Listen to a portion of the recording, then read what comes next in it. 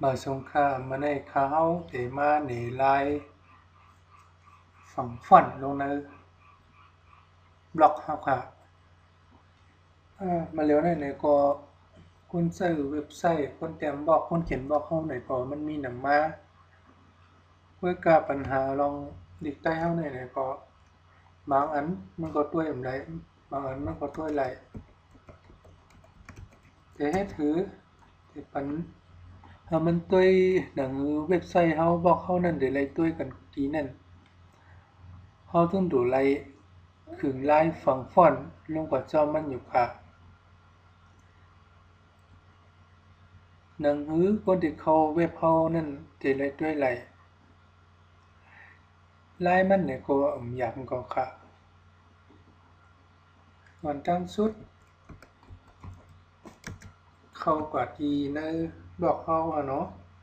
ในคันนี้ไว้ในมันไม่มีไว้อยู่ที่ฟอนต์ใต้ blogspot.com เขาขึงไว้ปันแล้วแล้วก็พอได้ขึง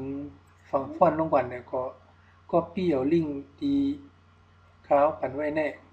ก็วางไว้ในเทมเพลตมันก็แล้วก็ปิ่นก็ปิ่นชื่อบล็อกมันชื่อฟอนต์มันค่ะมาตัวจำกัน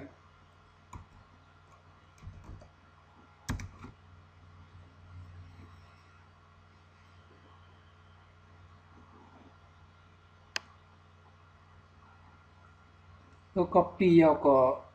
เข้าไปที่บล็อกเฮาอันที่เฮาที่ก็ปิ่นมันนั่นในเขาที่นี่ตัวอย่างสอนแต้มบอกในเขาที่ปิ่นเป็นเฮาได้ฝังฟอนต์เนอะวันนี้ค่ะเนาะกดที่กันได้ค่ะ edit แล้วก็ template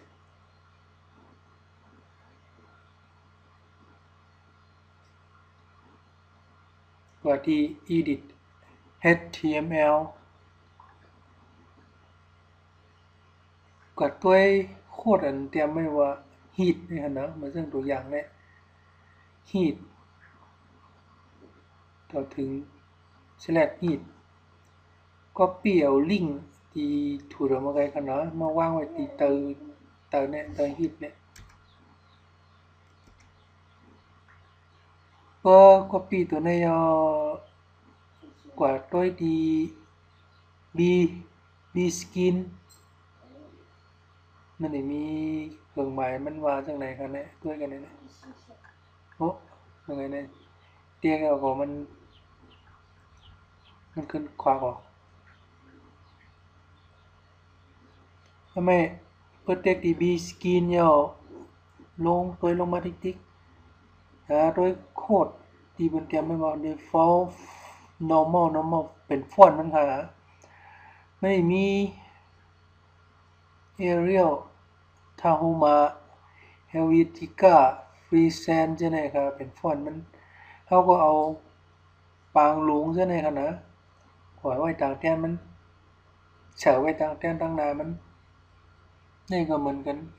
ปิ่นกับกูตูเอาปางลงเสียกว่าอันตั้ง Arial ปิ่นกว่าร้อย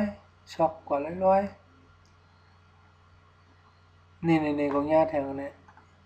นี่ก็เหมือนกันครับข้าปิ่นไว้หาได้แต่อันตั้งเนี่ยมันเป็นมีปิ่นกว่าจ้ำตัวในปิ่นกว่าจ้ำติ๊กๆเสือกลางไว้กว่าทั้งน้ำมันอย่าลืมคอมมาย่ำพนะนี่ก็มีหนึ่งกับพังลง default normal พังลง Arial นี่ก็เหมือนกันครับนี่มีสองตัวสองแต้วเปิดด้วยทั้งหน้าอย่าลืมด้วยทั้งหลังต้องเตรียมออกอันตัวมันไหนก็ซอกหากว่าแทงกว่าร้อยก็เริ่มมี default normal นะก็เพื่อก่อนติ๊ก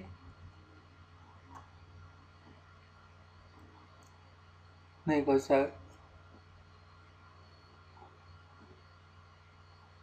เดี๋ยวไว้เจอเย็นเจอย่านี่ก็เมียนกันเนี่ยนี่ก็เมียนปินก่อนติ๊กยอก็มัน ก็สังว่าเขาปิ่นในก็เจออยู่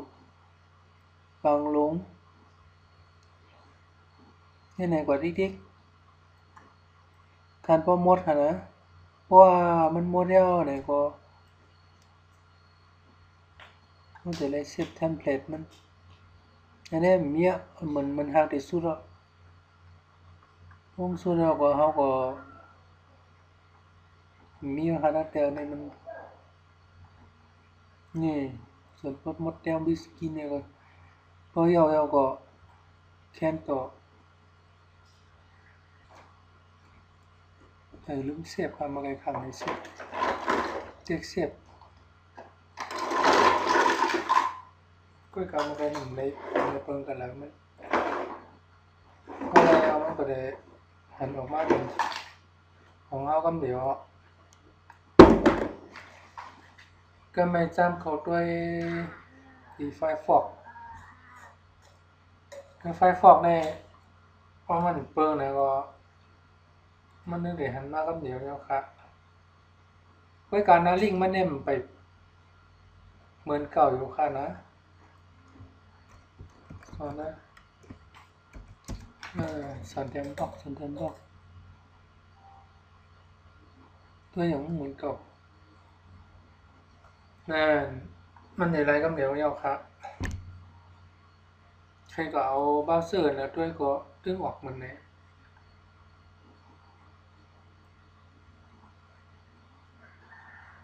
ก็เพราะว่าเขาเลือกเอาฟอนต์ปังลง